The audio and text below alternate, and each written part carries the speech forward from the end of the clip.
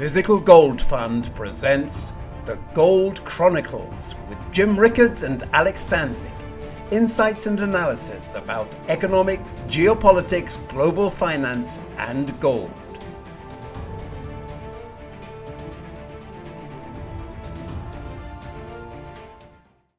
Jim, welcome to today's podcast. Thanks, Alex. Great to be with you.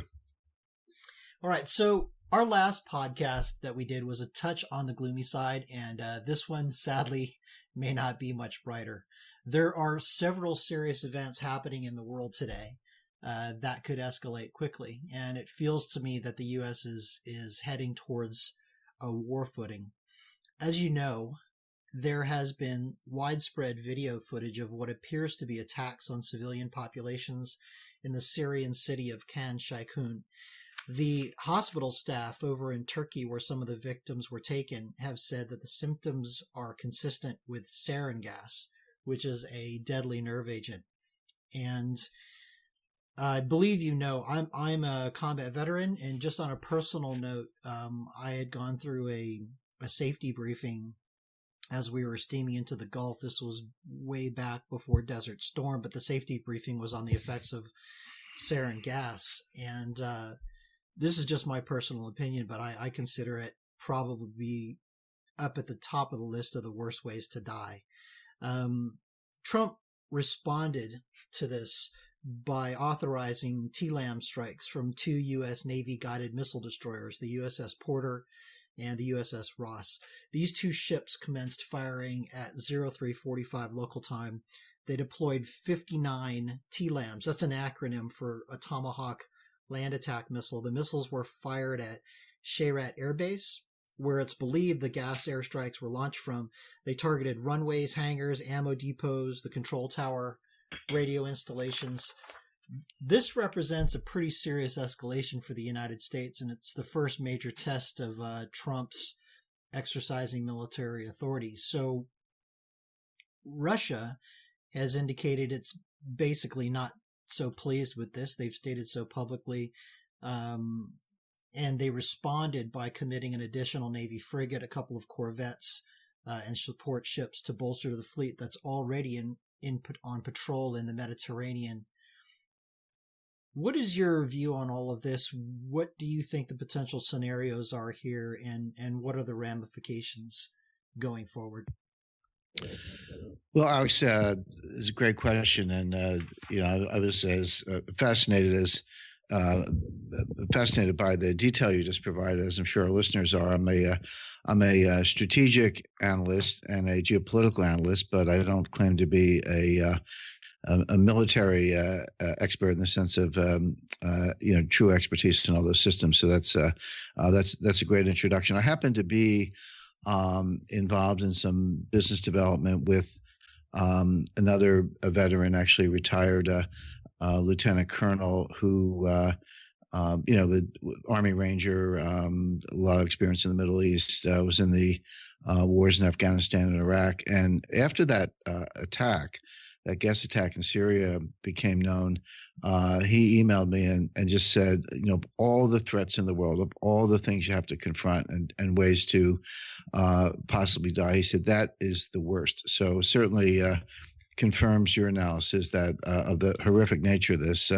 All these attacks in the Middle East, really around the world, are all pretty horrific. But I guess if there's a scale of horrificness, if that's a word, then this is pretty high up there. So certainly confirms what you're saying. I'd like to take a step back. The Syrian situation, I don't really see it as an escalation so much as a response, very specific, very narrowly focused response to the gas attack. Now, of course, we all know back in, I believe it was 2012, maybe 2011, but I think 2012, when there were some prior gas attacks, and there have been several, and actually going all the way back to Saddam Hussein in Iraq prior to 2003.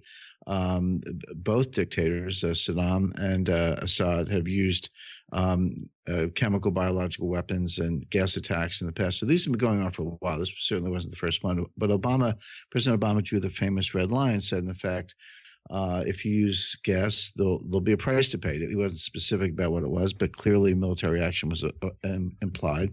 Assad did use the gas, and Obama did nothing. They got into a long negotiation, et cetera. Now, I don't want to rehash that history. I think listeners are familiar with it. But the point is, this opened the door to a lot of things. It really was the beginning of the rise of ISIS. It was the beginning of a Russian intervention in Syria.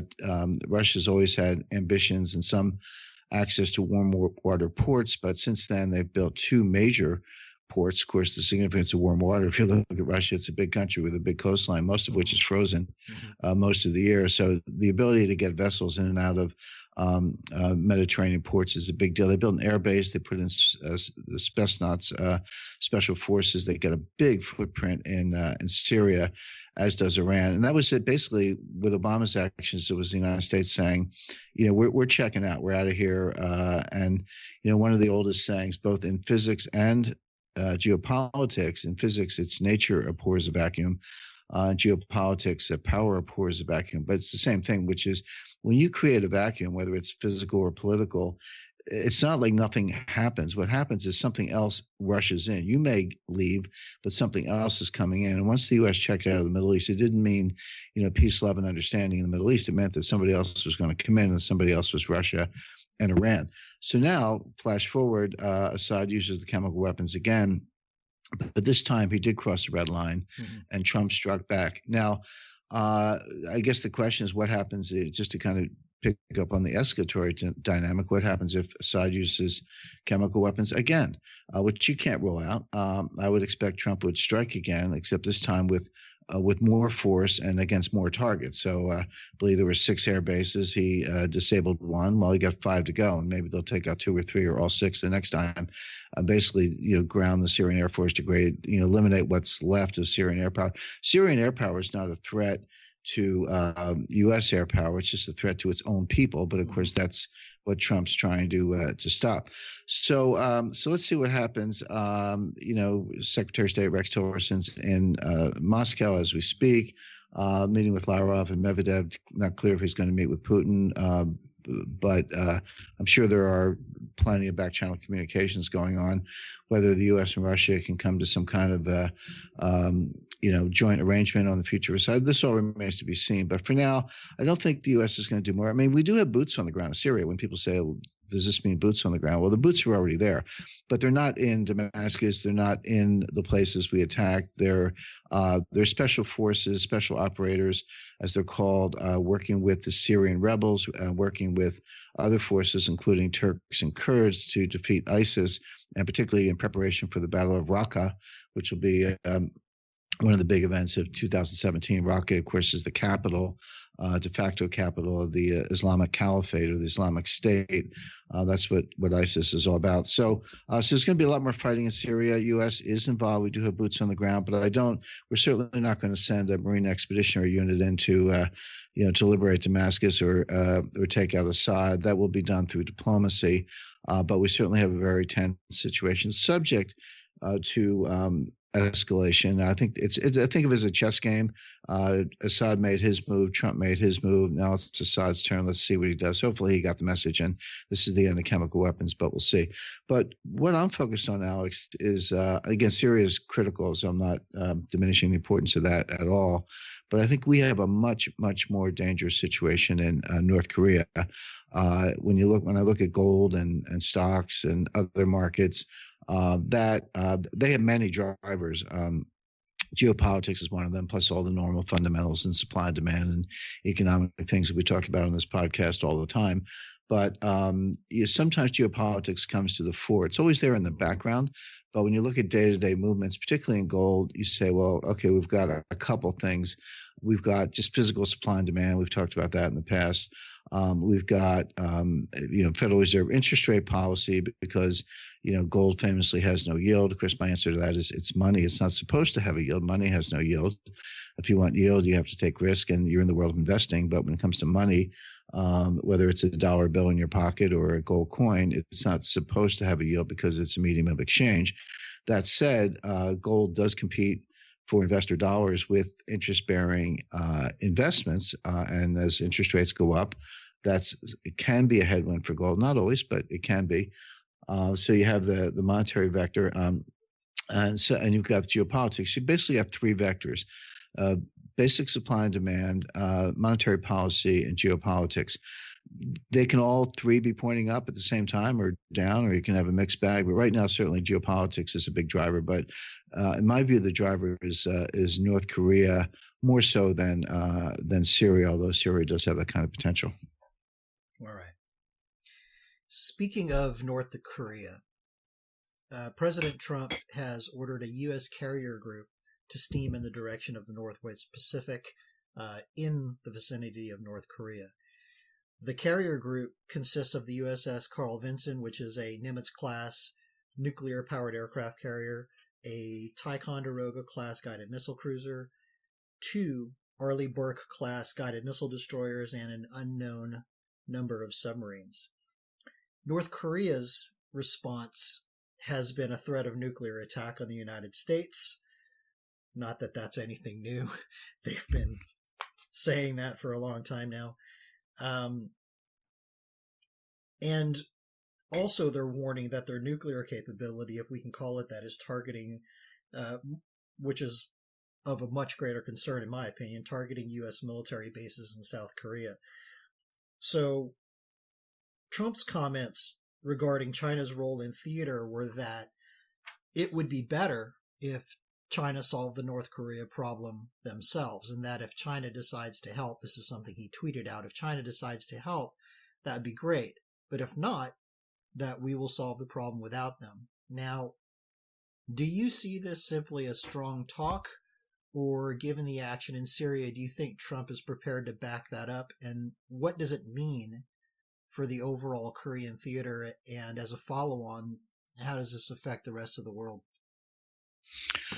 Yeah, I don't see. I followed it closely, Alex. I don't see any of this as just talk or just even strong talk. I think it has a real potential to spin out of control into something. Certainly, possibility of a nuclear war with Korea, and maybe something much worse. And I'll talk about that in detail. By the way, as I say, I always appreciate your. I'm not sure if all the listeners know about your own military background and expertise, and I appreciate that rundown of the elements of an aircraft carrier strike force. It's funny, Reuters, which is a great news service, they use it all the time, very reliable. They published something on this. They said, well, what's in a strike group, and what do these vessels look like, and so forth. Then those kind of infographics are very popular, very useful. But they did have the destroyer, the Arleigh Burke class destroyer, and the cruiser, and they had silhouettes. You know how they Janes and all the other military publications have silhouettes of aircraft or vessels, and they had them backwards. They had the cruiser in the destroyer column and the destroyer in the cruiser column. As you know, cruisers are a little boxier and destroyers are a little more lean and mean. They're both very potent. Anything with with cruise missiles on board is a potent vessel, but just goes to show even the experts can get it mixed up. So we're certainly always glad to be the beneficiary of your expertise. But let's talk about North Korea now. The thing about wars is that most of the time they don't happen because anybody thinks it's a good idea. They happen because of strategic miscalculation. Sometimes wars are started on purpose. The Islamic State, they just wanted to go out and kill people and start a war. So they're ones who are, I don't think they're very strategic. They're just doing whatever they can to inflame tensions and start wars. So sometimes that happens, or it's a quick land grab, et cetera. But often wars, particularly big ones, start through a series of miscalculations. And there's no better example of that than World War I. I've studied World War I very closely, and the number of times I picked up a 700 or 800 page book on World War I and got like a third of the way through and just threw it down and shook my head, couldn't finish it, or at least had to put it off for a while because it just makes no sense. I mean, the history is good. You can understand the history. You can follow the chronology and the battles and all that, and you know what happened, but the why did it happen is there really is no good answer to that. And for example, if you say in June of 1914, early June 1914, when tensions were high, if you had sat down with the crown heads of Europe, Franz Joseph of Emperor of the Austro-Hungarian Empire, and Kaiser Wilhelm II, Emperor of the German Empire, and Tsar Nicholas, Emperor of the Russian Empire, and the Sultan in Istanbul, Constantinople, the Ottoman Empire. So sat down with all the crown heads of Europe and said, hey, I've got a good idea. Why don't we start a war that will kill 20 million people, cause all 4 of your empires to collapse, put every one of you either in a grave or in exile the next 5 years, bankrupt France, bankrupt England, and destroy Europe as a world power. Who thinks that's a good idea? I don't think you would have had very many takers. And yet that is exactly what happened. The war started, 20 million were killed for no real discernible reason.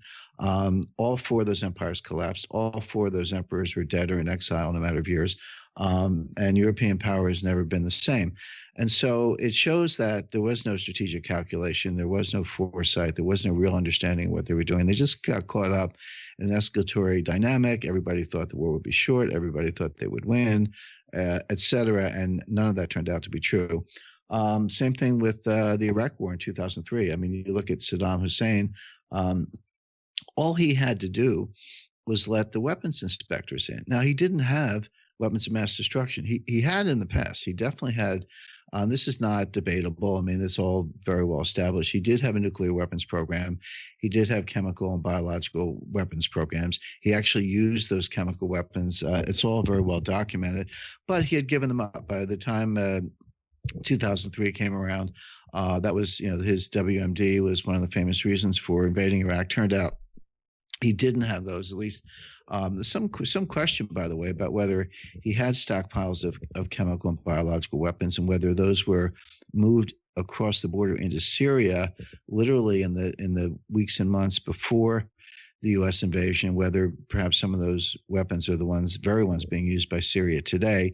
That's one I haven't been able to get good answers to. I've spoken to people with, top secret beyond security clearances, trying to probe that a little bit, and you don't get a straight answer, which tells me that maybe it's true, but I can't prove that. It doesn't matter. The point is, by the time we got to Iraq, those weapons were gone, and the evidence was clear that he had given up his nuclear ambitions in the early 90s. So there were no WMD in Iraq. That's just a fact. And so the question is, well, if he didn't have any WMD, and remember Bush 43 said, if you let the weapons inspectors in, we won't go to war. And he didn't, and we did go to war, and he ended up hanged after hiding and fighting and hiding and being captured and put on trial. He ended up hanged. And so you say, well, gee, why didn't he just let the inspectors in? That would have put an end to it. Well, the answer was he didn't believe us. He thought Bush was bluffing. He said, hey, you guys will never be dumb enough to come in here. Besides, I'm your checkmate against the Iraqis, and he wanted to pretend he had WMD so the Iraqis wouldn't mess with him, but he just got it wrong. I actually spoke to the guy, one of the few people who interrogated Saddam Hussein. So there was a period after Saddam was captured, before he was hanged, when he was a prisoner and available for interrogation. I spoke to one of his interrogators, and that's what I was told, that he just miscalculated. So the point is,